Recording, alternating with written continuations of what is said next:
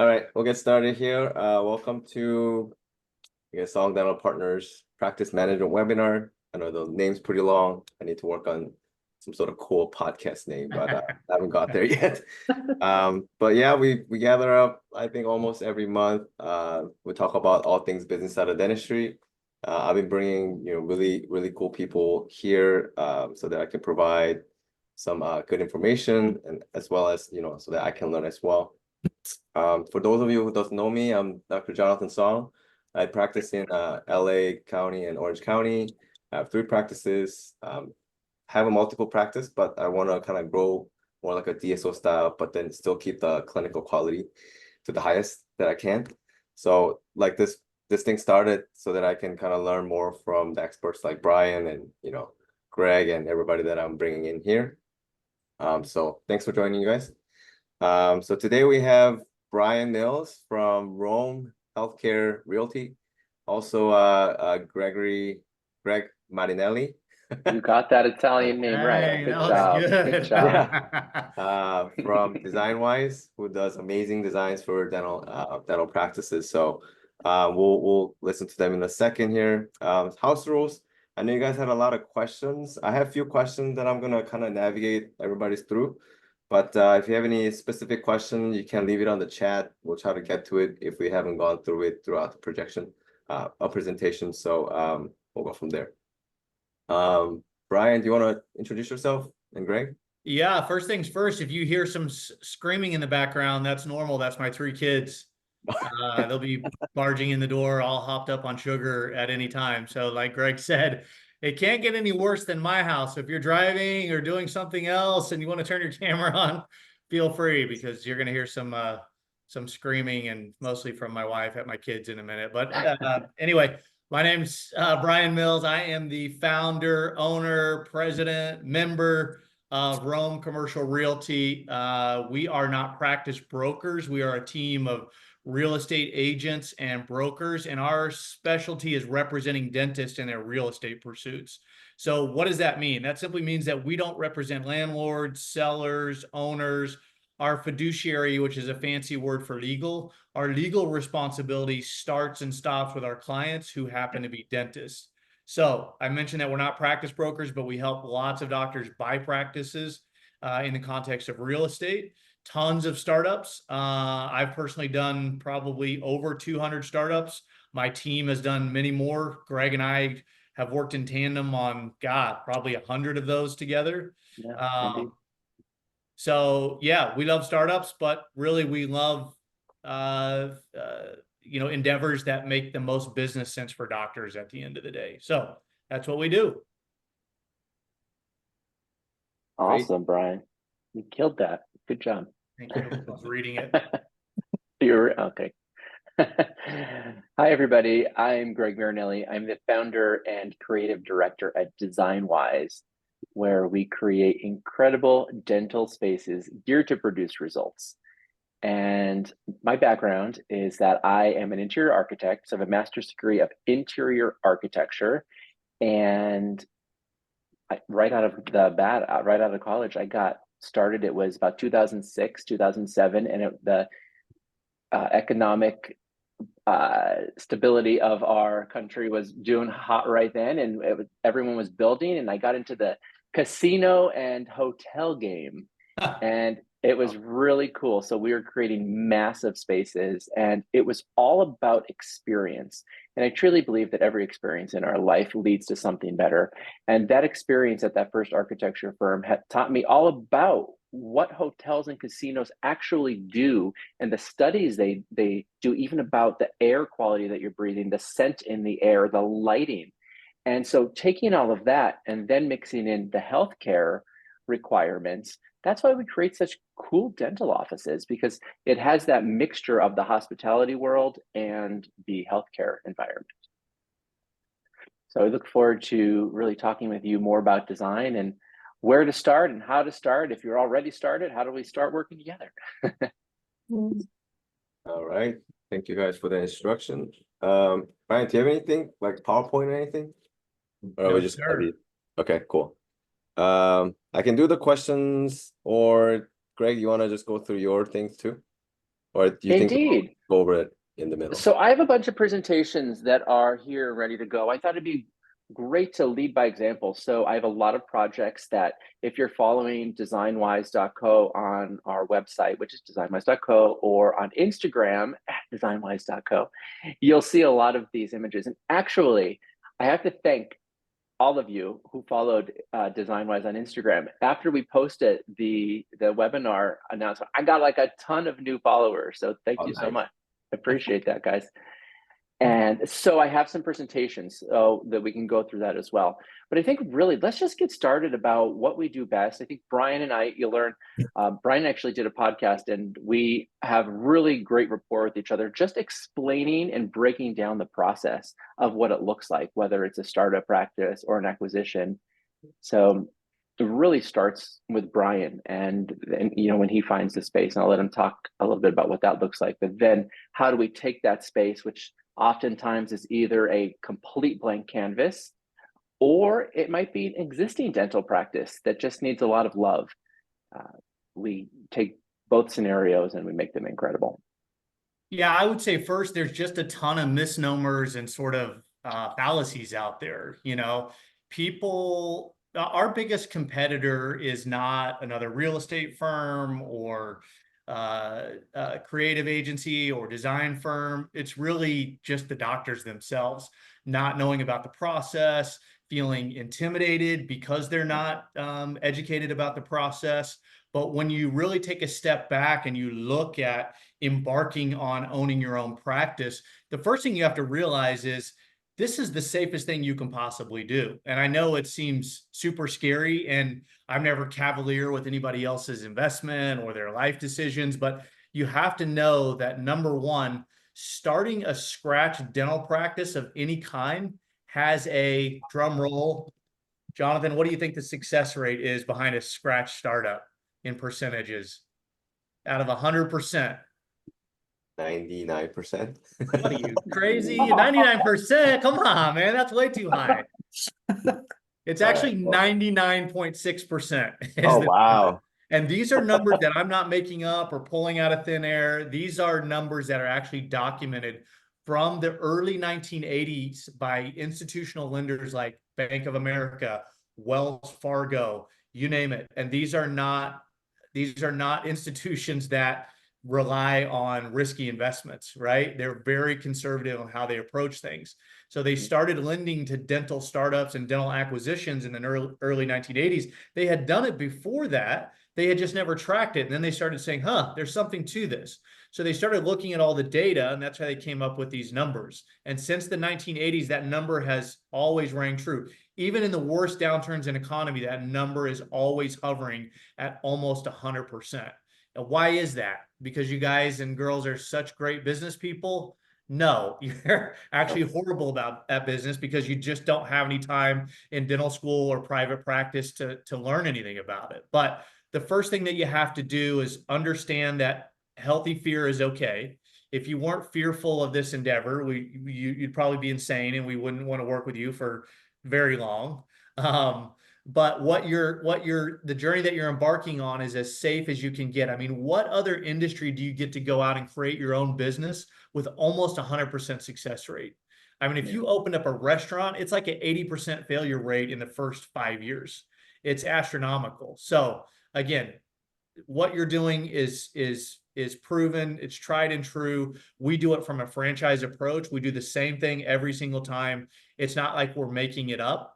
But often people come to me and we have to sit down and we have to have sort of like an hour-long conversation about, okay, what does it take to do a startup? There's a whole franchise process that starts with the lender. The lender is your safety net. The lender is not going to give you $500,000, $600,000, $700,000 and say, hey, go get crazy on our dime, right? They have budgetary constraints in terms of TI money and construction and equipment and working capital. And furthermore, they don't let you just go and quit your associate position and sit in a blank office, cold turkey, and wait for people to come in, right? Again, that's part of their safety net and their conditions on the loan and keeping you safe is they require you to continue to associate in a startup 2 to 3 days a week as you work in your own practice 2 to 3 days a week. And then they offset that with a bucket full of money that they call working capital. So again, without getting too far off into the weeds, it's an entire process that they have done with a franchise approach over and over again every single time. And that's what leads to your proven track record of almost 100% success rate. Now, what do you think the success rate is of a practice acquisition? 99%. It's like 99.5%. I mean, Oh, it's a very close second. So I'm not here to say, hey, we're pro startups and anti-acquisitions. You know, acquisitions work wonderfully. There's some things that you can do, and there's some things that you absolutely shouldn't do. So the difference between an acquisition and a startup is really personality driven. You know, if you're a control freak like me and you're a hand slapper on everything and you're always saying, hey, get out of the way, let me do it my way, then you're a startup personality. If you're like, I don't really care, I can blend into whatever, then you're an acquisition person. But the reason that the default rate is a little bit more on acquisitions is because there's so much gray area. And we can get into those details later, but there's a lot of ways to hide stuff in a business that you don't see until you sit down day one. And then you're like, uh-oh, what did I just buy? So sometimes in an acquisition, we remove some of that safety net with that franchise approach because there's just some things you cannot see when you buy somebody else's business. Yeah. So there's that gray area that lends itself to a little bit of uneasiness when it comes time to buying a practice. But I love what Greg said earlier when he said he got his start in casinos and the hospitality industry, because people, when you start, they don't know how great of a dentist you are, right? They have no idea. What are you going to pull up a crown prep and show that to a patient in the chair? They're probably going to throw up, right? They have no idea a quality clinician. What they do recognize is your space. And what I love about what Greg said is hotels and casinos are designed to get you to say yes as fast and as easy as possible. So as I hand this over to Greg, what I do, I cannot be as successful as I am without the right team, and especially somebody like Greg and bringing his talents, because that's what brings your practice to life. And that's the difference between not a failure or success, but a high-performing practice versus somebody who's doing okay. So when we talk about building high-performance practices, part of that is your marketing. What are you marketing? You're not out there marketing your crown preps to everybody. You're marketing your space, and your logo and all of that, how that blends together. Well, it's true. I mean, if you are on social media and you see all the dental startups and even the acquisitions who are transferring over to a more modern approach, it's all about the brand. And the brand, though, is much more than a name or a logo. It is how you operate on a daily basis. It's how you train your team, how you treat your team, how your team treats your patients as they're walking through the front door.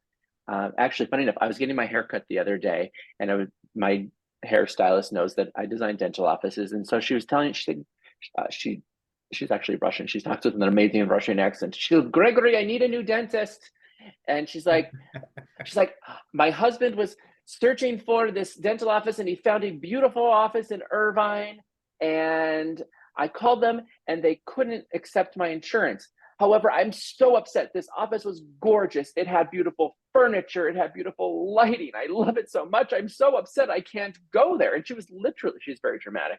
And she's like, she's describing this office.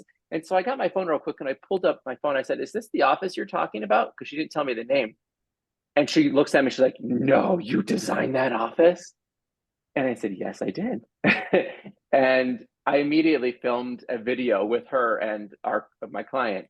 And if you are following online, it's the Tooth Co. in Irvine, which is an incredible space. And it just solidified the fact that, for me, what you see in a reception area, what you see on social media, what you see as a presence online or your brand is so important at gathering your new patients. And, you know, for Dr. Perrin at the Tooth Co., he has 1 year in. He's 1 year in. And, you know, even 1 year in with a gorgeous office, you're still going to be really need to grow your patient list. And he recently shared with me that 1 year in, and all of a sudden the world just on his anniversary gave him a birthday present and the phone started ringing off the hook. What does that mean? I don't know, but there's a higher power when it comes to this process. And I think what it is, it's trusting the process. It's trusting the lender you're going to work with. It's trusting the realtor who you're working with for your space. It's trusting us and the design process, because ultimately there's a natural order to all of that stuff. And when you follow that order and trust the experts, you do come out with a really, really great end result, something that's really cohesive, really well thought out, and something that you're proud of. I think that's one of the biggest things I find, is that when our clients have trust in themselves, in their team that they surround themselves by, it really is a much more enjoyable process. Because on the opposite side of that, I have clients who are very anxiety ridden and don't sleep at night for 6 months during their construction. And they call me panicking about an inch or two. Should I move this wall over an inch or two? And I said, what you should do is take a deep breath first and get some sleep, and I'll meet you at the site and we'll talk about it. So I have a lot of stories like that, but Brian and I talk a lot with startup clients, and we talk a lot about mindset. Brian, actually, we just did a podcast the end of last year, it was at the beginning of this year, and we talked a lot about mindset and preparing yourself to go through the journey, which is really important. Don't you think, Brian? I think, well, first of all, Jonathan, if we could just apologize to any of our Russian listeners out there for that horrible accent. Horrible. I'm sorry, guys. I chopped up Italian, so it's okay. That was a beautiful Italian accent. The Russian accent was absolutely atrocious. Well, but you didn't even. Next time. It's a beautiful accent. We'll she says it so well. I wish I could do it. We'll give you an opportunity to do another accent here later. I could do no, New York but we really did. well. Greg and I did a really fun podcast on his platform. I don't know, around Christmas time, maybe. Yeah, because we were talking about eggnog was a hot topic. I remember that, but we talked about mindset, because we both work with kind of two clients at opposite ends of the spectrum. We have clients at tons of first-time startups, very, very nervous, right? We do a lot of speaking, and sometimes I'll speak to a room of 100 doctors, and then 6 months later, I'll see the same 50 people sitting in the same room with the same presentation, and they're just looking at me going, hey, give me something to make me say you can do this, or a magic bullet. And I can't inject any more confidence than what I'm already trying to do. So, we talked about mindset on a podcast that we did, and it was, why do some doctors like you, Dr. Song, have 3 practices and growing, and some doctors show up at the same course that I've done 3, 4, literally 5 times, sitting in the front row, taking the same notes? And I think a lot of it is they're just paralyzed with fear. And the first one's really, really scary. But once you have that taste of success on the first one, you're like, all right, I kind of have a good idea of how this works. And then you do the second one and you're like, oh, holy crap, what did I get myself into? I think, Jonathan, you tell me from.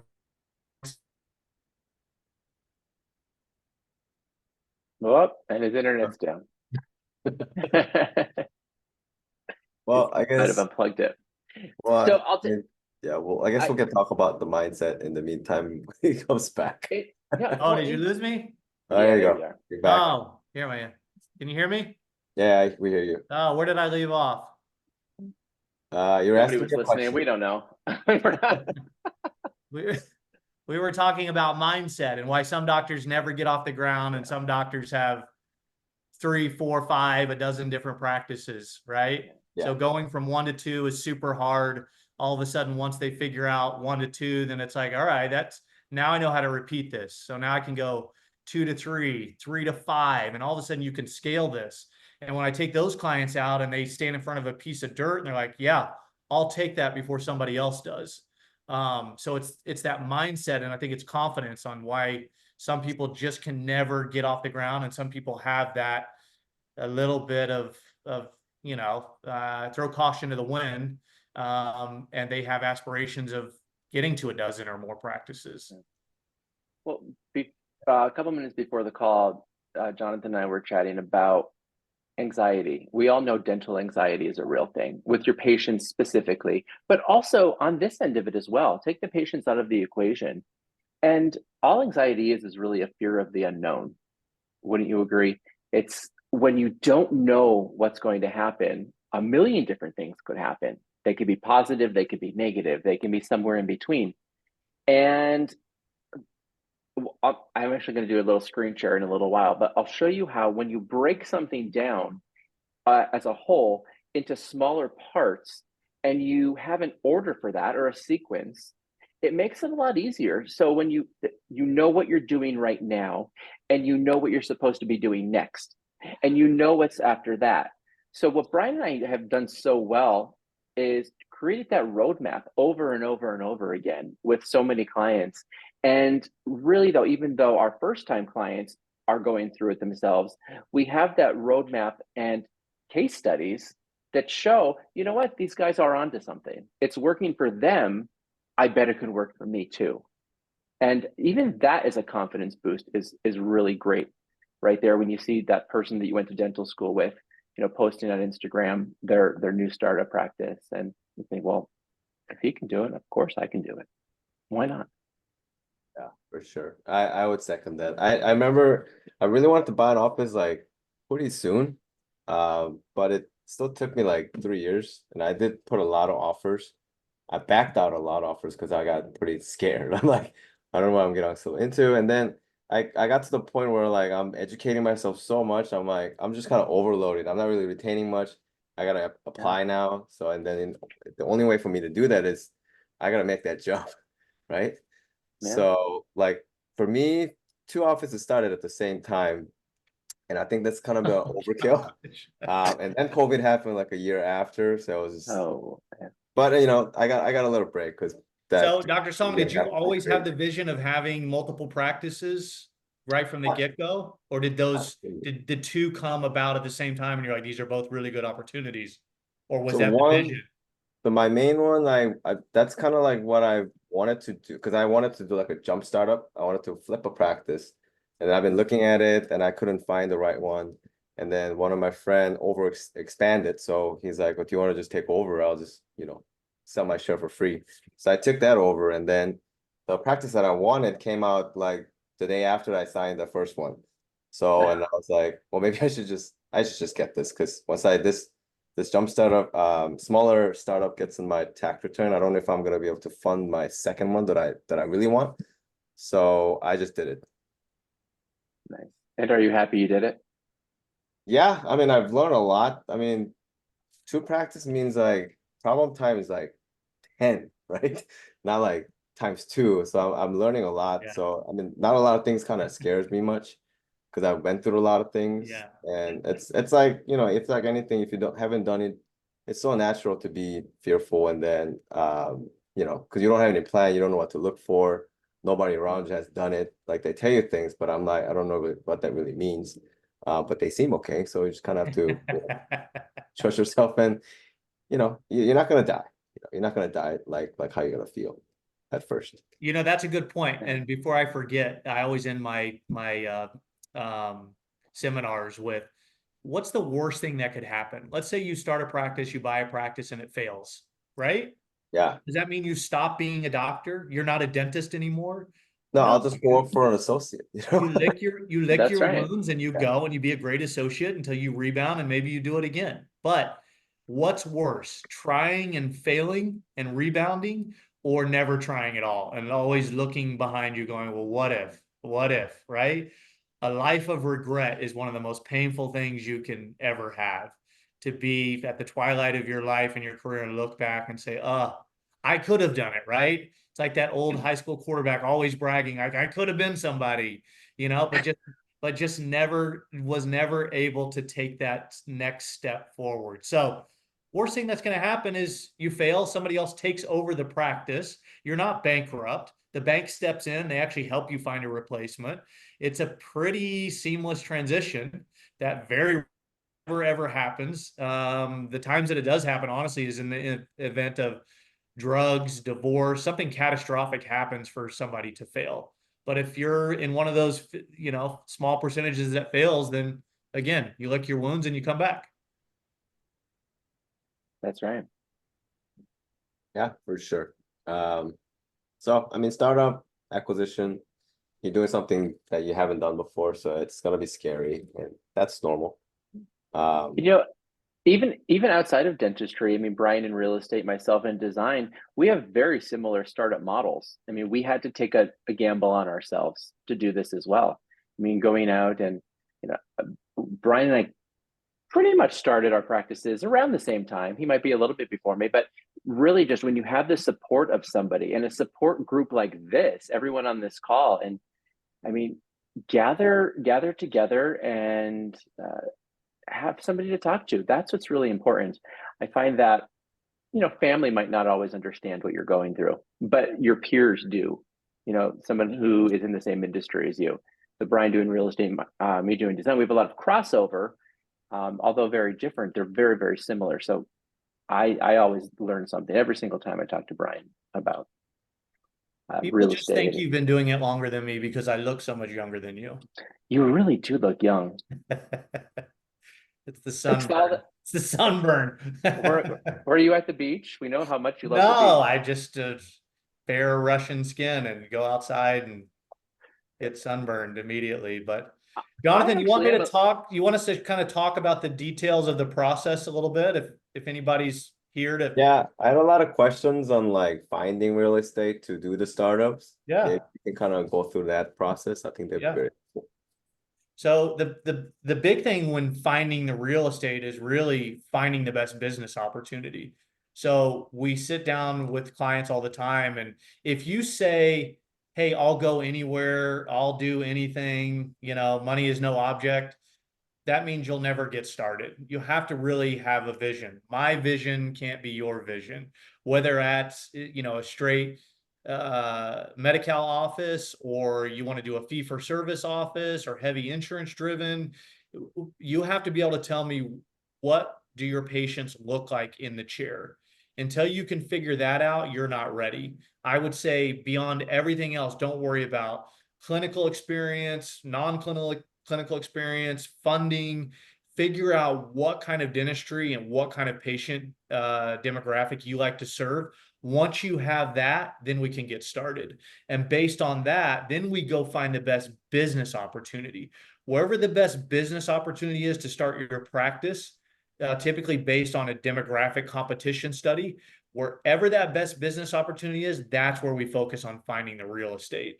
And the real estate may be floor to ceiling windows, and it may be your dream come true, or it may be, it's okay, it's not my absolute, you know, it's not knocking me over, but that's where we bring in Greg and his creative, right? And we turn that B space into an A+ space, because windows don't make you money. It feels good to walk in there, but the biggest thing is the business opportunity. Is there a need for another practitioner here? And you can prove that with straight statistics. You don't drive around and say, what looks cool? Where's a Starbucks at? You do it based on real data. That's backed by competition studies. Once we find that space, it has to have parking, visibility in terms of, is it easy to find? Not a blinking sign. It doesn't have to be a Pacific Dental style location. It just needs to be easy to find, convenient, have great parking, have an exterior that matches your brand. What happens on the inside? That's where Greg's magic really comes to life, because again, that's what you're marketing. You're marketing what you see behind me. I mean, look at your logo, Dr. Song. That's a killer logo. Your accent wall, that's a beautiful accent wall. That's what you're marketing to the community. It's not, again, your clinical stuff. What your services are great, but it has to be married along with what people can actually see. Social media, digital advertising, print, mailers these days are in vogue right now and work great. So if you're not prepared to invest the money in a contemporary build out like a casino or a hotel would, you're not ready to do it at the highest level. Indeed. I love what you said about the parking, which is really important. And I think specifically in pediatric dentistry, we're finding a lot of conversations around parents who might be coming with 2 or 3 or even 4 children. And, you know, the children are in the car. They don't necessarily want to come to the dentist. And the anxiety of the kids are up, the parent is up, and then they have to search for the sign, and they pull into the parking lot and make sure they're parked nearby, and then make sure they're opening the right front door. And that's really a part of the branding and the experience as well. And we know when we start this process, there's no guesswork. You're working with a team of experts who've done this hundreds of times. So, when you say, hey, some doctors don't even know. And I say, well, how many operatories do you want? I don't know, 8. Well, how are you going to have 2 associates? Well, how come you want 8 operatories? No, it's just me, but I want to have a really, high volume practice. Well, how many operatories can a single doctor serve? 5, that's it. If you have 2 full-time hygienists, a single doctor can only work 2 doctor rooms, and then you have an overflow or an emergency or a specialty room. That's it. Any more than that is a complete waste. So when we go to the market and we look for 4 to 6 operatories, there's an exact footprint that we're looking for. We may not always get that because we're in a very tight market, meaning there's not a lot of spaces to go around, which is actually really good for boxing out competition. So once you land one of those coveted spaces in Anaheim, Tustin, Manhattan Beach, Valencia, once you land one of those spaces, you may box out your competition in perpetuity sometimes. So it's about bringing in your design team and making that 1,500 square feet the most efficient, right? When you probably need 1,700 square feet, but how do we take this 1,500 square feet and how do we maximize the heck out of it? Do we really need a waiting room that holds 12 people? Or do we have a concierge style that Greg's really good at designing, and it holds 4 people with mixed seating, etc.? Yeah, indeed. Let's get into what that actually looks like. So let's just say you find the space. So Brian, you're working with a client. You find the space. They love the space. Everyone agrees. So you go through whether it's a lease or a purchase. We can't do anything until we know the space is going to work, right? We can start negotiating, right? We can start negotiating the financials of the deal, but at some point we have to bring in design and say, does this space work? Yes or no. If it's a routine sort of big giant square, yeah, we're just trying to figure out how much can we fit in there. But often it's either too big or too small, and we're trying to figure out how we can make that work for our services. Indeed. So let's do a screen share on that note right here. So Brian and I, this is a project that we have going on in Newport Beach. And you can see the screen? Yep. Perfect. So much like Brian was saying, this is a concierge approach. And the square footage is really important here because, I mean, Brian, you can talk more about, cost per square foot and all the building amenities. But before you even get to that point, we have to make sure we do a feasibility study. It's having that conversation about how many treatment rooms you would like to have, what type of treatment rooms you would like to have, if they're hygiene, if they're surgery, if, there's different requirements for different types of rooms. But really, if we look at the front entryway right at the south side of the plan here, if you can see my mouse moving, you're walking in, and this reception area is really specifically designed to hold 4 people max. And it's going to be a combination of more sofa, chairs, really cozy lounge, patient lounge style. And then you have your concierge front desk here that have 2 really great people at the welcome at the desk, welcoming your clients into the practice. I'd say that's one of the biggest things that is changing in dentistry, and why we're leading the pack in this concierge approach to the floor plan and the whole experience. I can't tell you how many older dental offices, more traditional layouts that I go into, and I walk in and they don't really know why I'm there. I might be there to meet with the dentist or whatnot. But first of all, it's like, what am I seeing? What am I smelling? Why does it smell like that in here?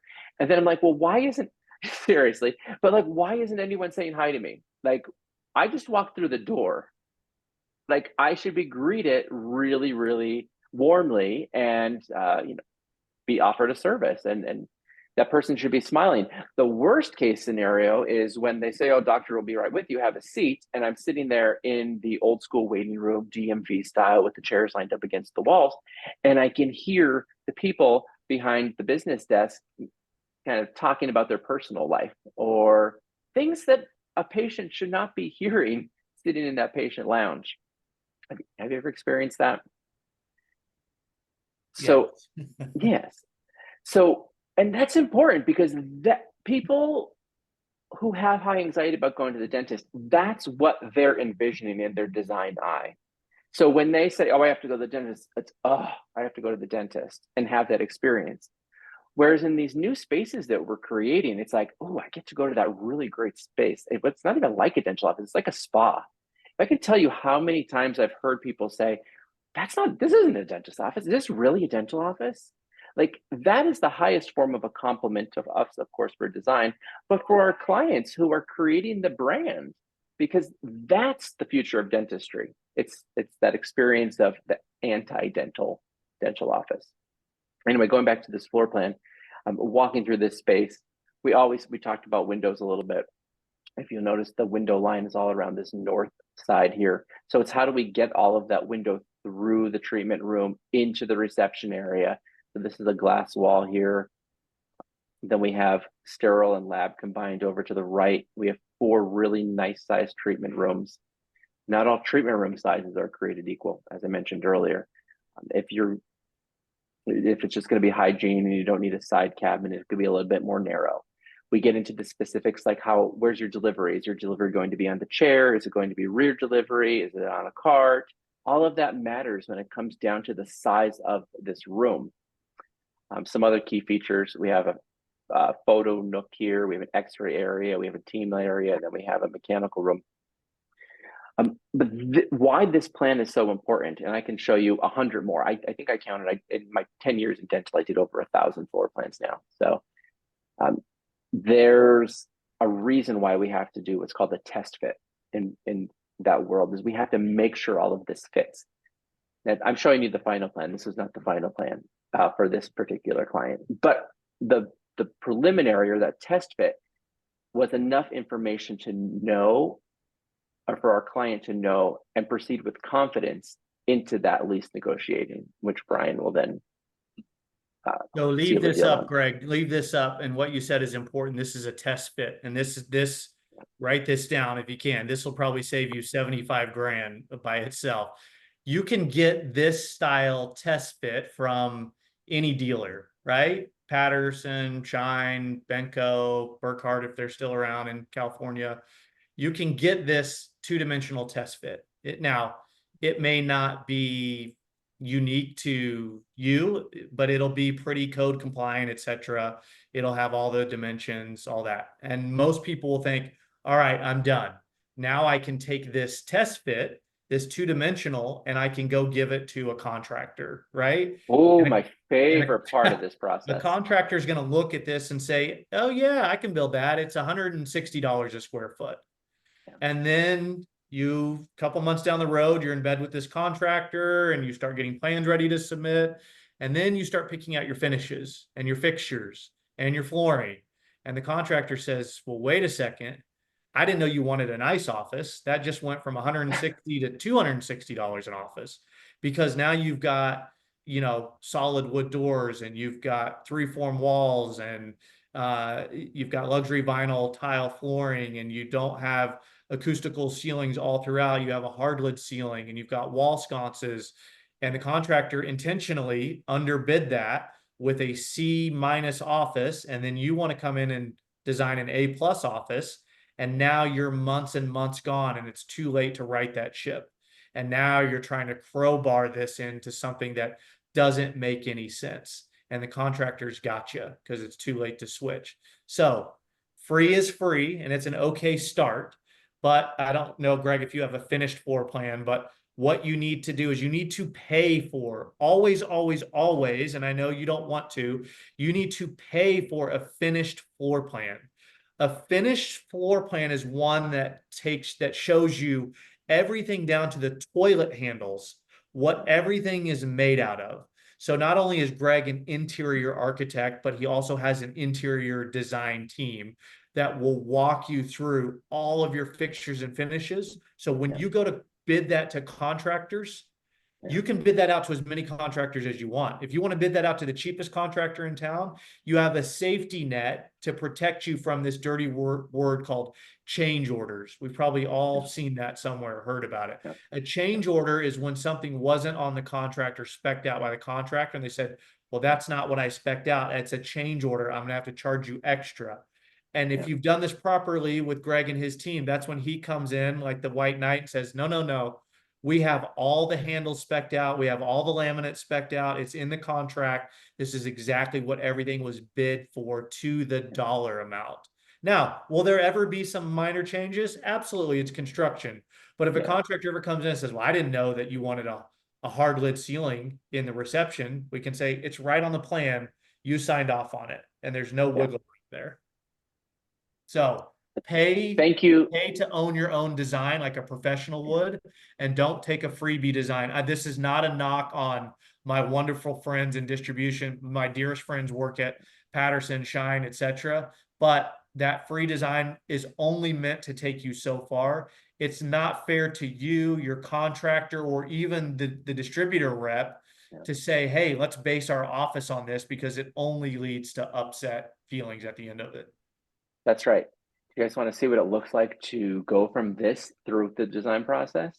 Yes. Should we use this? So being that I mentioned this earlier, this is the Tooth Co in Irvine. And working in a confined space, making sure that we are able to get, this was the program. So much like you have a treatment plan in dentistry, in design, we have a program. So it's, what would you like your space to look like? How would you like it to function? So here's the program here. I want it to look like a swanky New York City boutique hotel. I want it to look really cool and modern.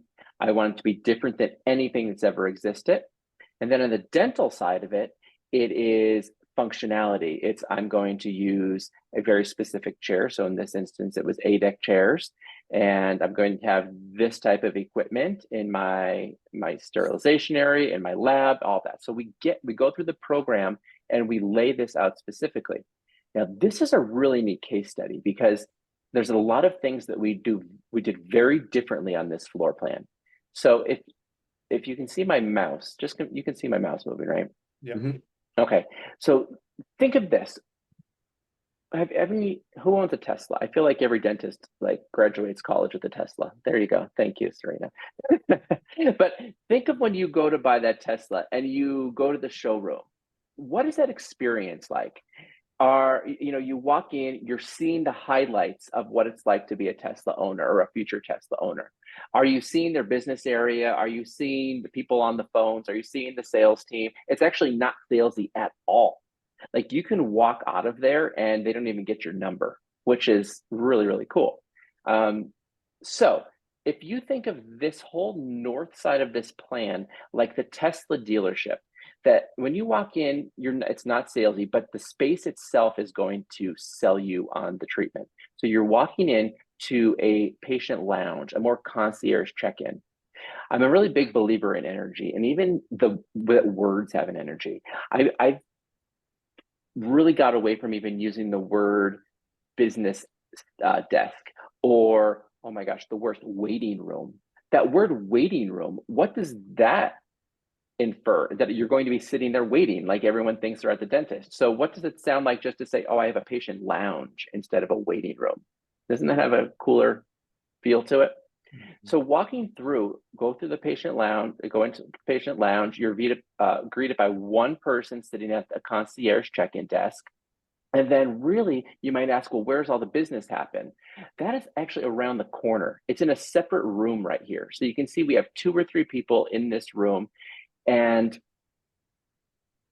that journey, the patient never even has to see that or hear those conversations that we were just talking about.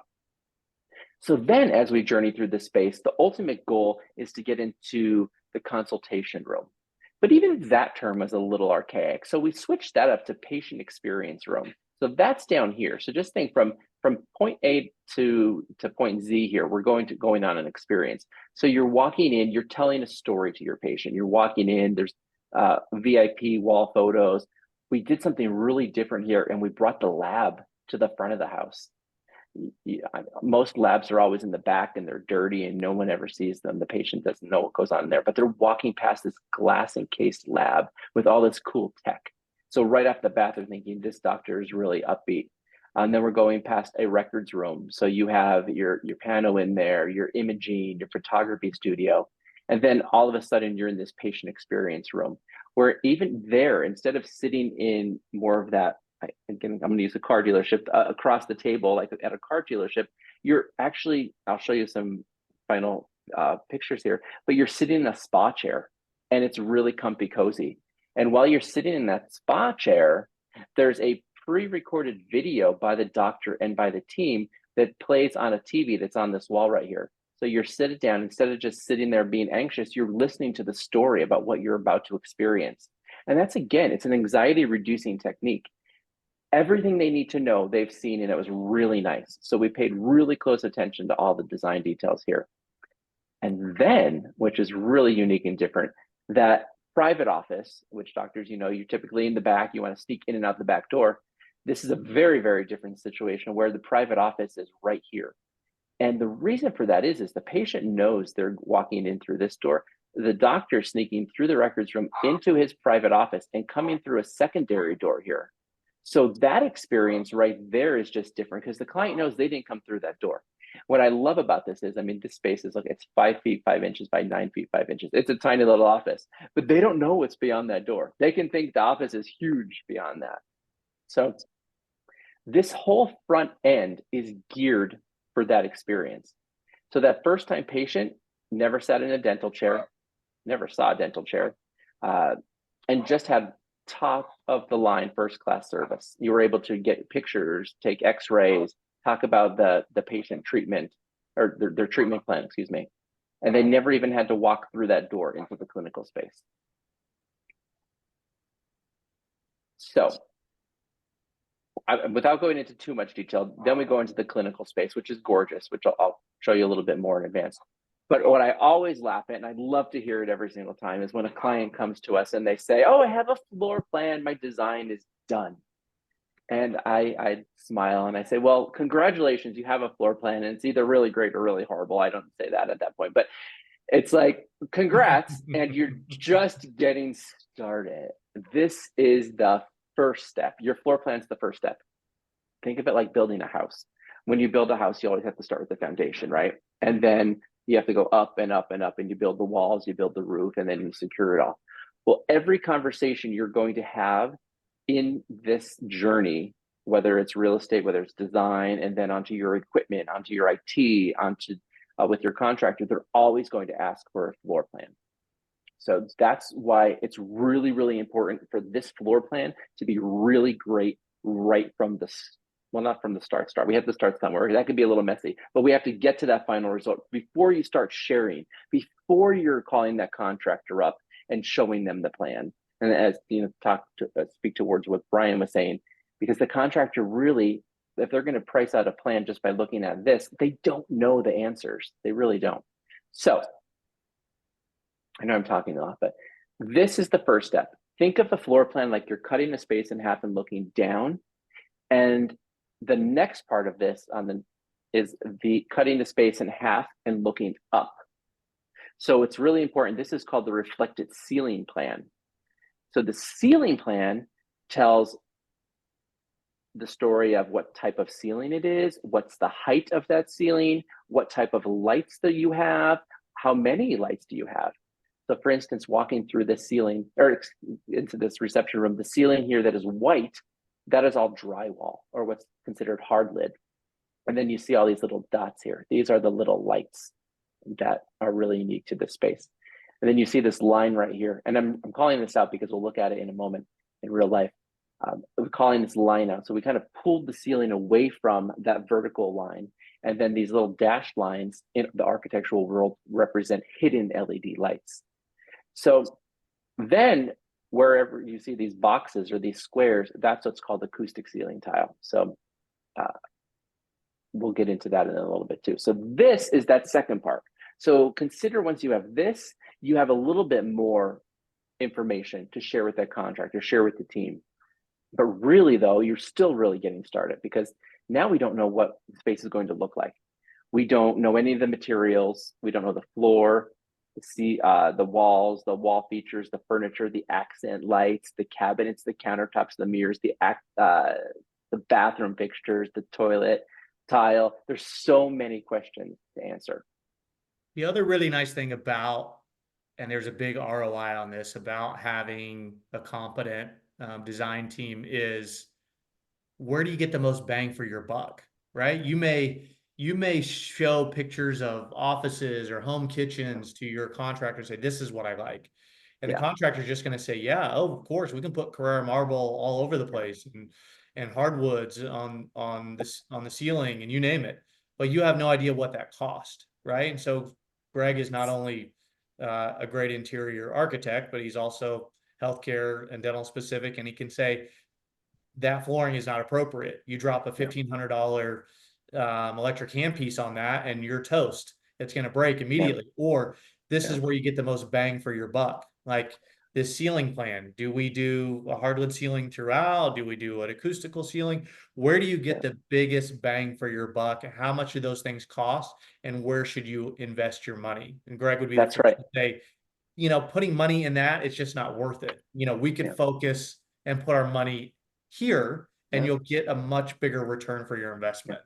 And that's exactly what we did on this north side of the plant. That whole showroom was where the real money was spent and the real design happened. The rest of the space is also great. But Brian, what you just said about flooring, oh my gosh, I had this conversation all the time. So vinyl flooring goes in like 95% of dental offices. It's really cost effective. It will, the right type of vinyl flooring for a dental office will last you 10 to 15 years. It's super low maintenance. It's scratch resistant, easy to install for the contractor. But what I hear over and over again is, oh, well, Greg, the commercial grade 20 mil high traffic product that you are presenting to us is $5 a square foot. I was just at Floor & Decor and I saw that they have a floor that looks exactly like mine for $2.99. So I ordered it and I'm like, return it right now, because there's a difference between residential grade and commercial grade. And what's really important is when we're going through the whole entire process, that healthcare grade finishes, specifically dental grade, we learned so much over the past couple of years as these manufacturers are putting out new products that sometimes it slips through the cracks, and our clients on a remodel or just don't have the budget, they'll put in that Floor & Decor. I'm sorry, Floor & Decor, but I'm using that as an example. They put in that lower grade residential floor, and in 6 months, they're finding that it's warping, that when they clean it, they get it wet, the edges are starting to bubble. I just had a situation, a gorgeous office, and this was a client who was in their current existing office for almost 30 years, and they decided to move their space. And the client loved this one color floor, and we could not find that color floor in what we consider commercial grade. So she went with a click flooring that was from an off brand. They set the dental chair on it, and literally that heavy dental chair sat down and you saw the rest of the room buckle. It was like, oh God. And then after about only 3 months, that buckle then the little planks themselves started to move and became a tripping hazard. And then they eventually started to peel open. So literally this brand new office, 2,000 square feet, they had to rip up all of the flooring and replace it. Oh. Thankfully, there was some type of warranty. We figured out a way around that. But anyhow, not getting sponsored by Floor & Decor, that's for sure. Oh, I shop there. I got stuff there for my own house. Floor & Decor is perfect for residents, I'm telling you. But you walk through the Bellagio or any casino and you wonder why their carpet doesn't look like crap, and it's been there for 10 years and millions of people walk through there, is because that's the highest grade commercial flooring you can get. It's carpet at the end of the day, and people are trampling through there doing God knows what, and it always looks like it's brand new. You never see any faded spots or anything else. Yeah, it does. Now, on the opposite end of that, please don't think that because this is a very big stereotype with interior designers. I'm hiring this interior designer, they're going to blow my budget, with the first room. That is not the case. I'm really just stressing that importance with flooring, because flooring is one of the most, let's say, the highest ticket items in your office, but it's also going to be with you for the life of your practice, at least 10 to 15 years, the length of your lease, really. Could you imagine moving everything out and redoing your floors in an existing dental practice? Just the nightmare that would be. Indeed. Anyway. All right. So where does it go from here? I'm just trying to be aware of time. I can talk all night, guys. So there are, what we provide is photorealistic rendering. So we took that two-dimensional floor plan and we created these renderings that allow you to really envision what's going on in our design minds. Brian mentioned my team earlier, so I'm the leader of. I now actually, this is so cool. Speaking of startup, I'm gonna sidebar for a second. Designwise is going on our 5th year. I've been in dental for 10 years. I started this as a solo practice, much like a lot of our startup clients, and now I have 11 people in that short amount of time on my team. So you never know. You truly don't. And I think it's just trust. I remember the first time Brian called me, he's like, Greg, I have a client for you. I'm like, no, Brian, I'm so scared. I'm like, I didn't really think that. So don't worry, we'll be gentle. Don't worry. And that office turns out amazing.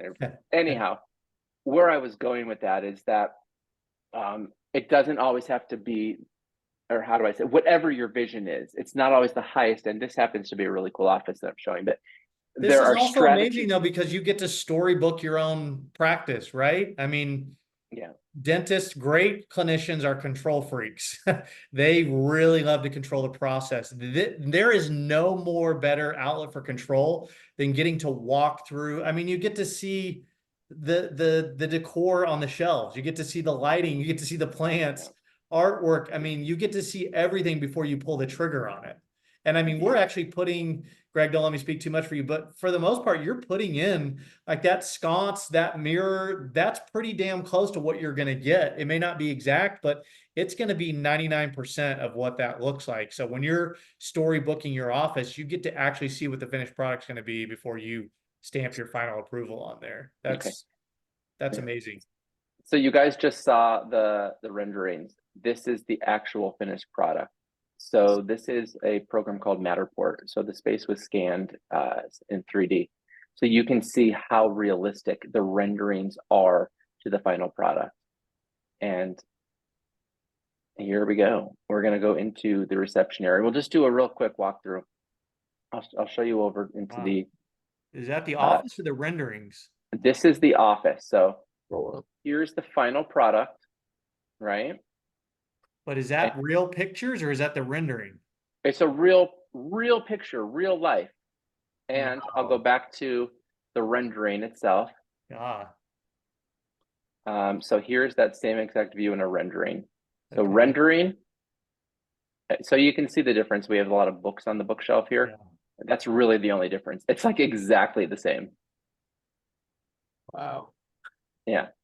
So that's this is a technique though. I mean, it's super cool to have renderings, of course. It really is. It helps you envision the space and all that. But it's a technique to lower your anxiety and increase your trust in the process and in yourself. Because this office, when you're going, you're signing your lease. And if we get started early enough, we can already have your office designed. We don't want to start too early. I think there's a timing that happens because you want to make sure your lease is actually going to go through and all. But if we get started earlier, your design is done and it might not be built out for 6 months or 8 months by the time you go through all of the city approvals with permits for building, hire your contractor. There's a couple months building process that it all varies per city, per contractor. There's a lot of variables. Maybe we can get a little bit into that, but no, Greg, keep this up, please, because this is important. I'm going to tell you guys a story from way back when. My job is in real estate, and my team, we're really good at it. We're sickos for negotiating.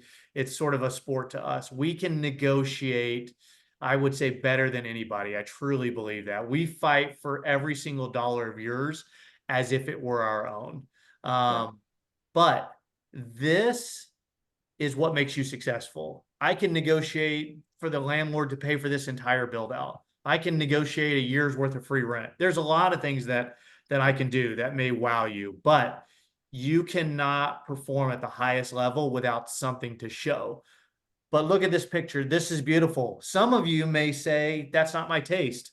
And that's what's great about design, is it's completely subjective. Some of you may say that's over the top, or I don't like that. It's not my style. That's completely cool. But here's the story. about 15 years ago, I was working with a client and we were having lunch and they were like bummed out as two brothers. I said, fellas, what's the problem? And they're like, man, our numbers are way down. We were doing a lease renewal negotiation. They said our numbers are way down. And I said, has anything changed? No, we have been doing, they were an institution in that area. They were a heavy Denical pedo office, and they had taken over the practice from somebody else, and they had owned it for like over a decade. Things were phenomenal until somebody else opened a couple blocks down the road. Same business model, Denical pedo practice. The difference is when you walked in, the kids had an experience. There was TVs, there were video games, there was no choo-choo trains, but it felt perfect. It felt like a contemporary quality pedo practice, even though it was serving almost 100% strictly a Denical office. And the guy said, I don't know why we're losing patients. I just so happened to go to the open house of that office the following week. And then I called those guys and I said, here's exactly why you're losing patients, is because it doesn't matter how hard, if you're a Denical or fee for service, everybody works hard for $1 and they expect a certain level of treatment. And if they can get it down the road and they can feel like there's more of a value there and they're better valued as patients, you're going to lose to a competitor. And that's exactly what happened right in front of them. We had that conversation and they said, you know what? We're not even competitive anymore in this marketplace, and we've taken it for granted. They completely did a 180 and revamped their practice, got back on track, and now the quality of their dentistry was reflected in their new surroundings, and it made a huge difference. They even surpassed what they were doing at the heyday of their practice. I think their number went up like 20% within 2 years, which is actually a pretty average number, to be honest with you. But the practice doesn't have to look, Greg's vision doesn't have to be your vision. My vision doesn't have to be your vision, but your vision has to be quality, whatever that looks like, right? And you have to have a team of people who are to say, you're going in the wrong direction. I get the vision, but you're making a misstep here. Let me get you back on the right track and make sure that your success is at the highest level. So as long as quality is your vision, you have a team to help you bring that to life, but this is what you have to show off at the end of the day. Absolutely. And there's an energy just for you to be excited about it during the process. And actually, even with these renderings, they're perfect to use for marketing. You can start branding and marketing your space way before it's even open, getting the neighborhoods really excited. And the other thing I would say is don't be embarrassed, right? So everybody has a creative, you're not a dentist without being an artist, but there's a lot of great clinicians who are introverts. I've met some of the world's greatest clinicians who couldn't talk to a wall, but they are some of the best doctors in the entire world. But I would say don't be embarrassed to let yourself shine, right? Let your team and your design and your surroundings exude your level of dentistry, and don't be ashamed of it, because there's a lot of clinicians who would secretly say, this is beautiful. Like, this looks like the cover of Architects Digest magazine, but I'm afraid that will be too out there for me. And I'm more of an introverted personality. Well, introverted personalities don't shine well on social media or in digital print. So be who you are, be yourself, but let your inside and your quality speak through your team and through your design. Absolutely. And I'm consistently reminded recently of this simple way of thinking. It's people remember how you allow them to feel when they're in your space. And the way you speak, the way their team speaks, that's what they're going to remember. They might not remember, oh, the walls were green, or that doctor had a, fun figs uniform on.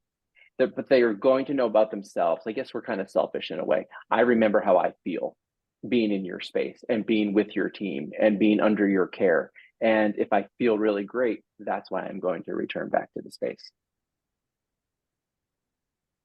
Amazing. So Greg, shut up and let's talk about some boring stuff. Okay. What would you like So, to talk about? so if you want to embark on this startup journey, I'm gonna give you the down and dirty nitty gritty. If you leave this conversation and you do it without me or you do it with somebody else, that's write this down. This is at least give you a playbook on how to do this successfully. Is number one, it starts with a competition study. So go out and hire a company called Dentagraphics. Dentagraphics.com. You can go out for about $500 and you can do a competition feasibility study. And that will show you based on zip codes, radius map. You can pick as many locations as you want and say, rank these in order. This is the type of patients that I want to serve, and I want to see where is there a pocket of need for another startup. So there's a magic number you're trying to get as close as possible to.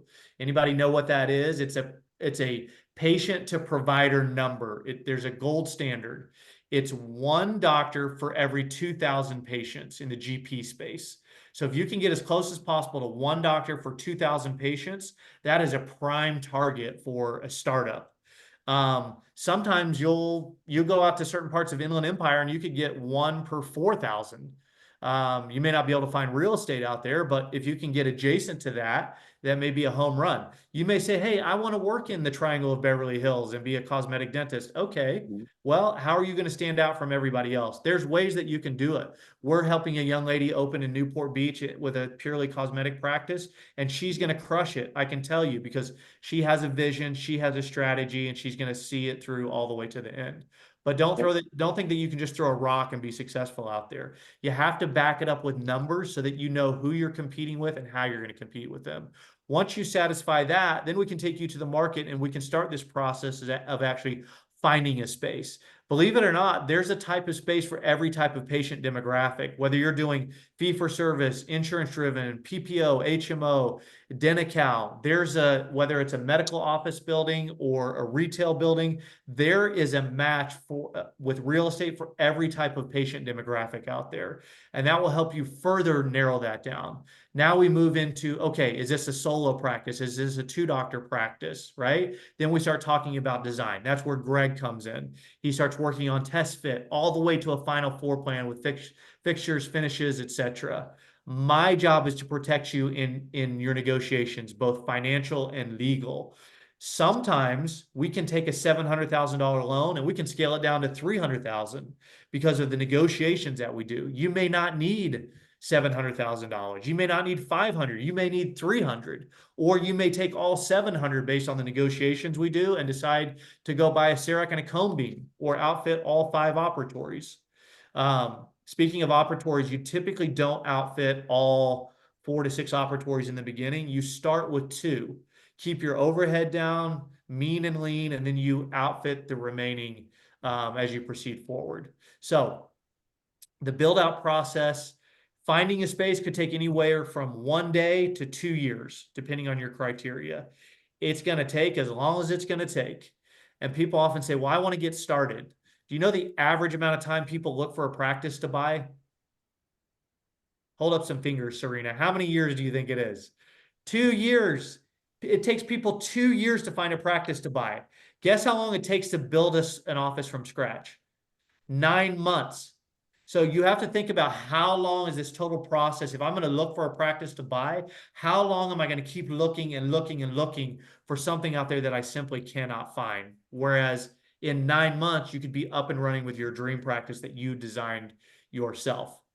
Talking about practice acquisitions, one thing that I have to disagree with our lovely host is never, ever, ever, ever, ever do a jumpstart practice, because those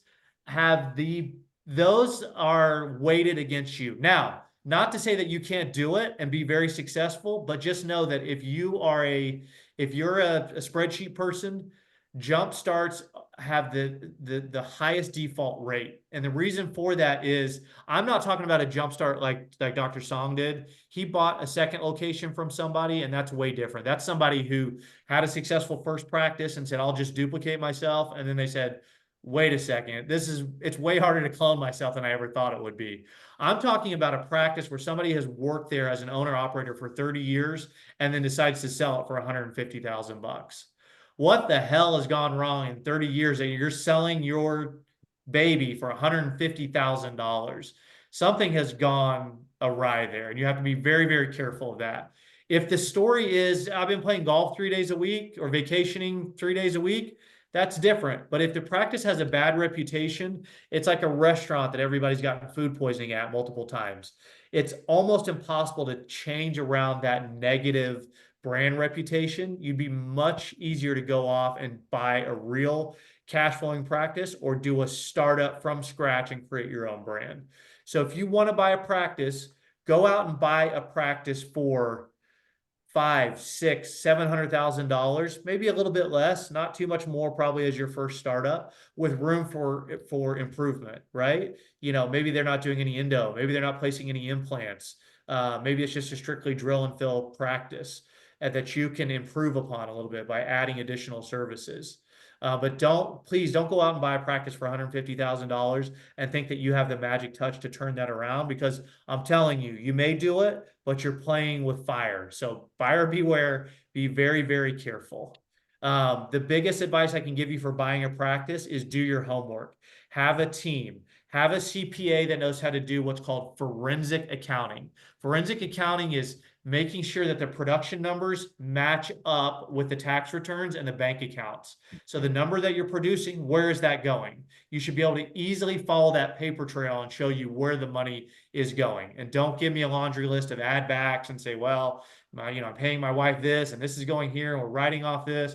If it's that convoluted and complex, there's probably something fishy going on there. So hire a great CPA to go in and do forensic accounting. It probably cost you a couple $1,000, but they'll be able to see right through any holes that the seller is telling you. And then go do a chart audit, right?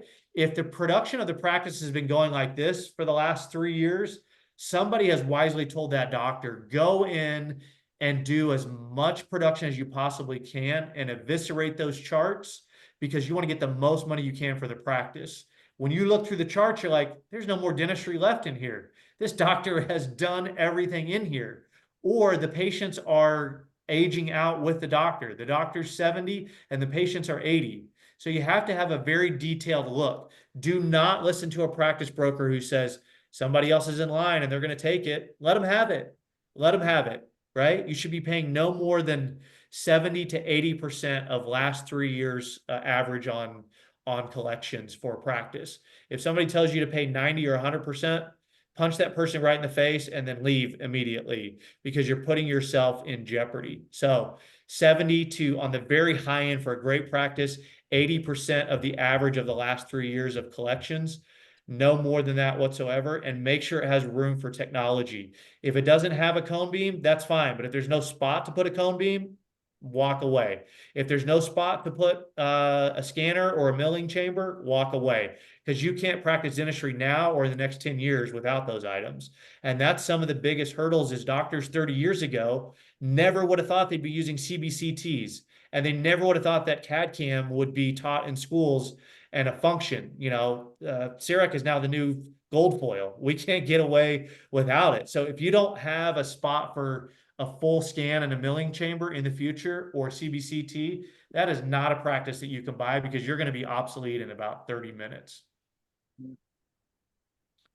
So that's my rant. But Greg, you often come in, we have doctors who buy practices, and sometimes the bank will say, hey, we'll give you some extra money here, and you can come in and you can do a remodel on an office. It's not the easiest thing to do in the world, but sometimes you can do it when you buy a practice. Absolutely. I actually love the office that was built about 30 to 35 years ago. I think there is an integrity behind well-designed dental offices of that era, just a couple decades ago. We actually work with an architect he's 83 years old, and he's been a huge dental office designer back in the 80s. And they're coming full circle where I know him. Now he's kind of like passing the torch along to us, and we're remodeling his offices from that long ago, which is pretty cool. The integrity, though, of the finishes of that era, I think were higher, and the design itself lasted longer. I'd say the materials and the finishes now that we can get within the budget for a dental office, especially a startup, are a little bit different. It's definitely not equal playing fields there. So there's a lot of conversations that we have around that. But Brian, going into an older practice, I think what you said, one of the biggest thing is, where do we put the tech? It's and where do the scanner, or where do the carts get parked? The scanner part, or the scanner cart. It's just in a treatment room, or it's at the end of the hallway, and that's the type of things that we find with an acquisition or of an older practice. Yeah, that's actually a big problem for both of my offices. Yeah. So I managed to turn over like darkroom to a CBCT, but then I don't have room for a printer. I want like a, so yeah, now I'm thinking about moving. I might be moving, Brian. Good thing you know a couple guys, right? That's the only reason I'm on this call. Yeah. You have to have technology to be clinically proficient, but technology is a tool and a means for patients to say yes. It's not, let's not call it a sales tool. I don't like that, but it's a convenience and it's an educational tool. So, when you take a CBCT or you take an intraoral scan, it's a means for clinical excellence, but it's also a way to educate and help patients say yes to treatment. Just like your design of your office and your location, your technology is the biggest driver of your marketing. So you have to have technology in order to market something, or even just to stay on par with everybody else these days. I mean, I listened to Stephen Thorne speak a couple months ago. He's the founder and the president of Pacific Dental. And I went in there with all kinds of misconceptions about what I thought he was going to say, because sometimes I have a lot of emerging large sort of DSO clients. I represent even some of the biggest DSO clients in the country, but sometimes I feel, a little bit bad because my allegiance is to private practice. But Stephen Thorne got up there and I had all these misconceptions about what he was going to say. He couldn't have been more cutting edge, and just at the very tip end of the spear. I mean, he blew me away.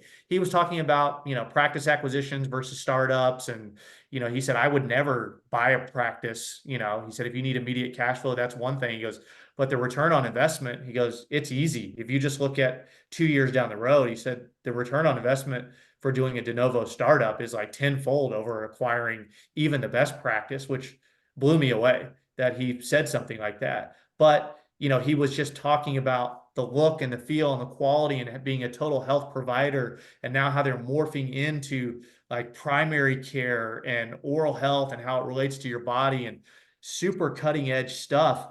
And so people think, oh, a DSO is not my competitor because they're corporate. They are getting very, very sophisticated. I mean, they are really leading the charge. Some of the big ones, you walk into a brand new Heartland or a brand new PDS, you can't tell it from a difference between that and a super high-end private practice. So they're onto our game these days. We have to really step it up as private practices and be able to compete on that level. It's not about them out marketing you anymore or being in a highly visible space. They know that doesn't work anymore because people come in the front and they go out the back. It doesn't matter how visible you are. They know once they go in there that they've got to be able to capture those patients and keep them from leaving by telling that quality story. So they're changing on the fly as we speak. Yeah, indeed. Yeah, for sure. Okay, let's see. Do we have any questions? I would love to hear what y'all are Maybe thinking. some questions here. I think Serena asked this question. You still want to answer for that? Oh, Serena, can you ask us directly? Come on. I asked a lot of questions because I'm a dental school student. Right now, I see the patient right now. And I think about in my picture. And then I come from the New York. So I might be opening the New York. And then New York is kind of a little bit different. Like I'm living in New York City. I'm looking for the location, like which area is good because kind of crowd, but most likely space really smaller than California. Mhm. But when I look at your like design, everything's really huge. Whenever I visit like some really popular New York City office, really smaller, really tiny. Yeah. So I might be trying to design it, but it's really still difficult. And then when I look at this design, I couldn't see where's the like compressor, like some storage location as well. So I wondered this this design will show me there's only one floor design, or the other storage location is like the behind? I was Yeah. question. Well, great question. And kudos for being in dental school and being on this call. That's amazing to be the forefront of your class. So congrats on that. What I have to say, and actually, we design spaces all around the country. We actually have an office under construction right now in 30 Rock. So it overlooks Rockefeller Center. So very, very unique floor plan because the buildings are older, they're very confined, and we have to really be effective with every inch of space. So yes, that's some of the option or the plans that we were looking at right here were a little bit more spacious.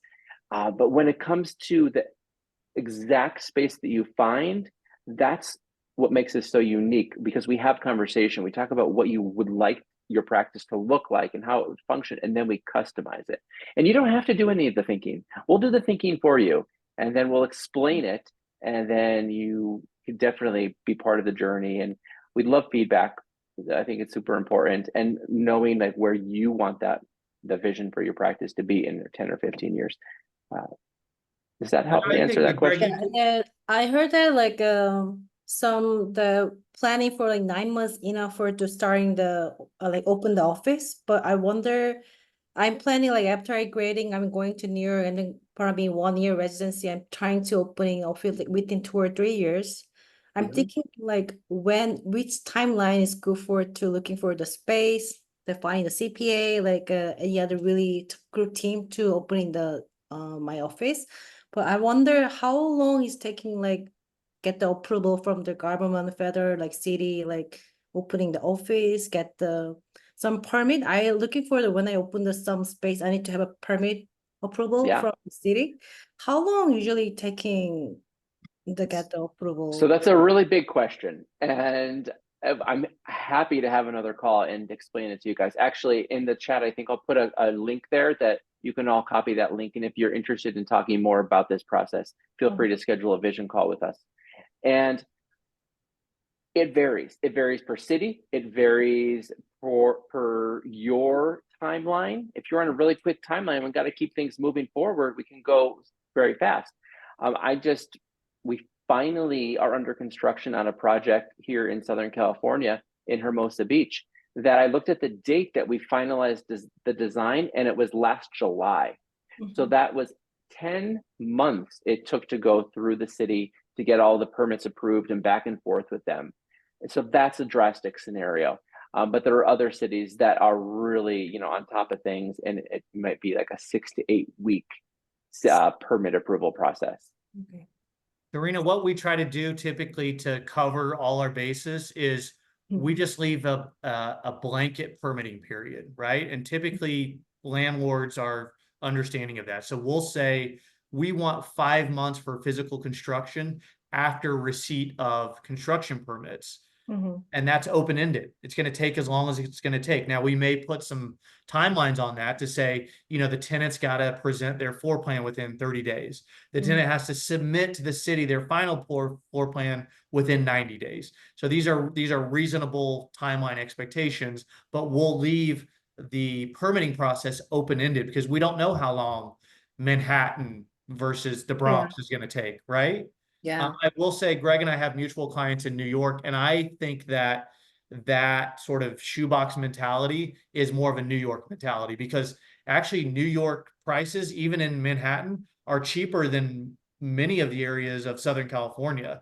But you look at your apartment and your living quarters, and most New Yorkers are like, yeah, I can live in 300 square feet and I'm just fine. So when you walk into these big open spaces, you're like, that seems like a waste. I don't need all that. So it's almost a matter of pride to fit as much as you possibly can into a small square footage, because I can tell you the bank would approve you for what Greg has shown you on there. That's not out of bounds for New York. We've done lots of projects in New York, but I think it's a New York mentality to try to be overly efficient and squeeze as much stuff in that box. And some of these are pre-World War II buildings, and they're built much different. And that's also the issue, which you have a lot of structural things that we wouldn't see today, and we're trying to fit it in some of these high-rise buildings in the city. So that also lends itself to some of those complications. But no, you don't have to take a 1,500 square foot Southern California office and put it in a 500 square foot, New York office, because the pricing is not dramatically different. It's actually cheaper in a lot of parts of the city than it is in Southern California. So right now I'm just student, like a dental school student. So should I trying to planning like after I graduate or just You little want to work for 1 full year. Remember how we talked about the bank full is your year. safety net? The bank will not fund you until Until- you work at least 1 full year out of, if you are a specialist, they'll give you credit for residency. As soon as your residency is done, you can come into private practice. If you're a general dentist, they want 1 to 2 years of private practice. And why is it 1 to 2 years? It depends on your production and your hand speed. So if you go work at a DSO corporate location and they really throw you in there and it's a baptism by fire, it may be miserable, but in that year you may get really fast and your production reports may be really high. And they'll say, "Oh, Serena, you've got some really good production reports. We can fund you with 1 year of experience." And then you can go start assembling your team. But give yourself at least 1 year of just pure clinical experience. When you go to, like the Greater New York meeting or somewhere else, don't take any clinical stuff. Go take a case presentation class. Focus a large part of your continuing education on how to present to patients, because that will go much further than clinical skills. You'll have a lot of time to work on your clinical skills. Right now, you just need to get your hand speed as fast as possible and then work on your chairside demeanor. I see. Awesome. Awesome. Thanks, Serena. In the chat, we have Ingrid with a really great question. She says, have you guys worked in remodeling a practice acquisition with expansion potential? At the same Yes. time, At the same- see, this is what's hard. The cash flow of the practice is going to hold you to that space typically. Now, the bank may give you a little additional funds to do a remodel. Typically, they're not going to allow you to buy a practice and then add to it immediately.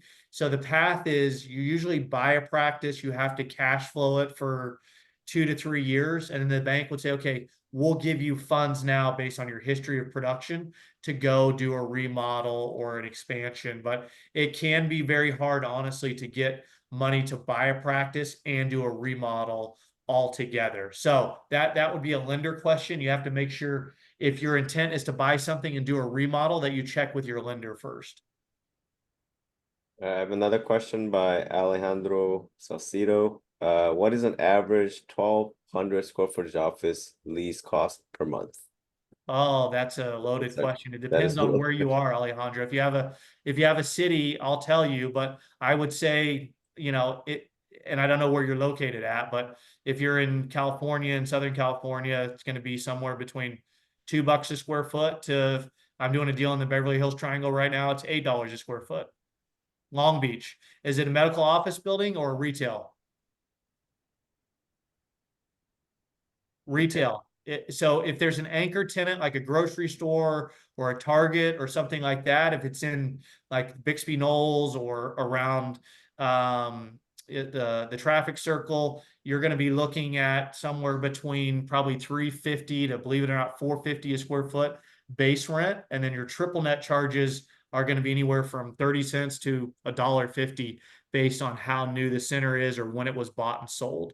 So the base rate's going to be anywhere, again, probably low to mid $3 all the way upwards of the mid $4 range. That's, again, assuming it's got an anchor tenant like a grocery store or a Target or somebody like that. If it's a small retail strip and there's no national credit tenant like a Starbucks or National Hair Salon or anybody like that, then you may be looking more in the mid to high $2 range. I have another question. I think we already answered this. Based on your experience, what is success rate of startup? 99.6%. You got it. Compared to acquisition, 99.5%. There you go. Because a big fear of startup is not having a patient when you open the door. I think big factor of the startup has to come with like the marketing factor from the facility itself and the technology that you can kind of, everything's marketing. And remember, if you're doing a startup, it's a 9-month process for construction. You don't start advertising the day that you open.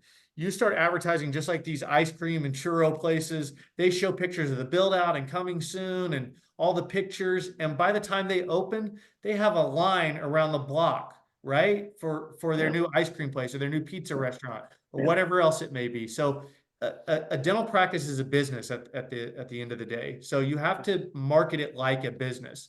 So it's funny, Greg and I always say, what's the most clicks that we get? It's of construction photos for some reason. You may show your gorgeous office, but you walk through and you show a bunch of metal studs and drywall, and people all of a sudden they get all crazy, and that's what they want to see more than anything. So your patients want to take that journey with you. They want to see what's coming new, right? They want to hear your personal story to go along with it. So we have doctors who open up, and in the first month, they have 50 new patients that walk in the door. Again, it's all about marketing, and you have to start early. But going back to the bank and the safety net, the bank is not going to allow you to just go sit in this empty practice and wait for patients to come in. So as an associate in California, you make typically around 20 to 25% of what you produce. As an owner, the gold standard should be as close to 40% as possible. So as an associate, you're taking home 20% of what you produce. As an owner, you should be getting 35 to 40% of what you're producing, and you're getting paid on hygiene on top of that. But again, the bank's going to require that you continue to associate 2 to 3 days a week and at 20 to 25% of what you're producing. Then you get to work in your own practice, which you've built up 2 to 3 days a week, and you're making close to 40%, and you're getting paid hygiene on top of that. So believe it or not, that first year of a startup, often you take home more than you did just as a straight associate. And that's the bank's conditions on their loan. So again, they have conditions that keep you safe. It's this franchise approach that they do every single time the same way. So purge your mind of this idea that you're gonna lose all your savings, or you're gonna take a bath in the first year, because that doesn't happen. It's great to have savings, but you don't need to have this, $200,000 rainy day fund. Believe it or not, the bank likes to see $50,000 in the bank, and that's about it, and a decent credit score. Yep. Great strategy for startups will be like, you're not working 8 hours a day, right? So you can be on call, a lot of emergency build up practice really well as well. Yeah, you could be like, new doc in town, I'm taking 24-hour call. If they have any wisdom tooth extraction or some sort of extraction, I can go at 10 p.m. and just check it out, $200-300. Solid. I can do it on my own. So Azine, you had the question about worst case in failing. I've never had anybody fail on my watch, which is great, knock on wood. I have had a doctor who walked away for personal reasons, and it was because I won't share too much, but it was a personal issue with a marriage. She walked away as she was opening, and she called me in tears, and I said, "Oh my gosh, I feel so bad for you." And I don't know why I said this. I couldn't help myself. I said, this is a multi-million-dollar practice. And she said, I know, and that's why it's killing me, but I'm heartbroken and I have to, go and lick my wounds. And she did. And she sold that practice to another client of mine as a second location. He gave her an extra $150,000 more than her bank loan was for, because he knew what a gold mine it was. And so that practice, the first month, I think there was like 75 new patients that walked in the door day one. And it's a booming practice now. He's at an associate, he doubled the size.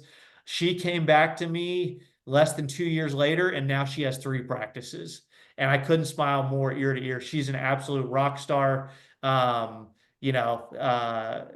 life is amazing now. Walked away. It wasn't a failure. It was just somebody who needed to regroup, came back, and now she has 3 practices. So, but you talked about the bank taking over. I'm doing a deal right now, and the bank actually said, I have to be careful because the bank's not going to put this on every deal, but the bank actually said in writing on this one, and I was shocked. They said, in the event that, because this landlord was very sticky, they said, in the event of a default, we will find a replacement tenant and we'll carry the note on this thing until we do so.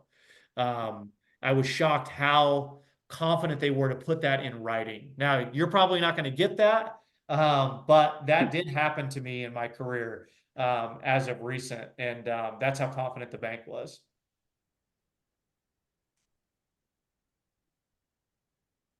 And I guess the biggest thing is you don't have access to this, but if you ever sat knee to knee with me, and this is how we educate a lot of landlords, because there's a lot of landlords out there who don't know the first thing about the dental industry, right?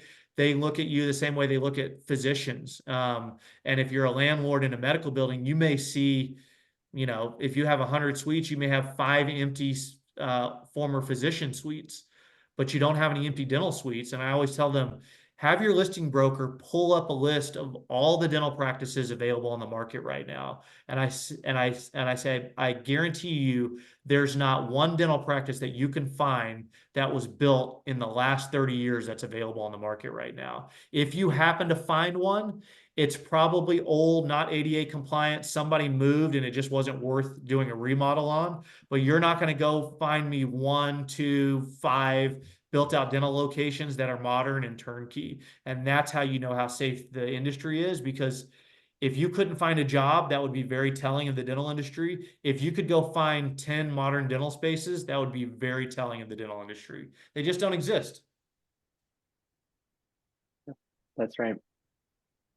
That's another big thing with remodels is the AD accessibility that you just brought up. When we start moving walls and making renovations to an older space, we have to be very careful about that and what change it actually is making. Is it just aesthetic, or does it get actually functional and really start to affect code issues? Be very careful with that. Moving one wall may trip an ADA code, and now you have to redo the entire place. So that's why it's very important to understand what you're getting yourself into before you sign on the dotted line, because you may just say, well, I just want to close in these 2 rooms, right? Well, doing that may trigger an ADA violation, and now the entire space may need to be redone. And so with acquisition specifically, it's really great. I love to come out to the space and see what it looks like and look for all of those structural walls. Where is there plumbing? Is there not plumbing? And you need plumbing. Looking at the bathrooms, looking for those spots for, like you said, adding the technology. There's a lot of research and homework that we like to do with those older spaces. Good questions. Yeah, they really are. Well, maybe last but not the least, any word of wisdom? Greg? Oh, yes. First. Of course. Just trust the process, trust yourself, and trust the team that you build around you. I truly believe, think of yourself as you're in the center of a circle of trust.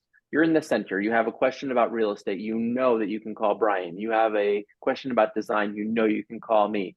And the same with all of everyone you're working with, your branding, your dental consultant, your lawyers, your contractors. When you are in that circle, it's like we'll protect you for everything. You don't need to know everything about this. We have your back when working like this, and we'll guide you. I'm a big sharer, so I also believe in not just doing for you, but doing with you. I really think this is a journey. It's something you're going to remember for the rest of your life.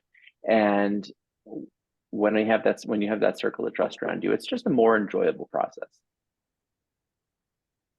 Yeah, what do they always say? How do you eat an elephant 1 bite at a time? So don't get overwhelmed by this process.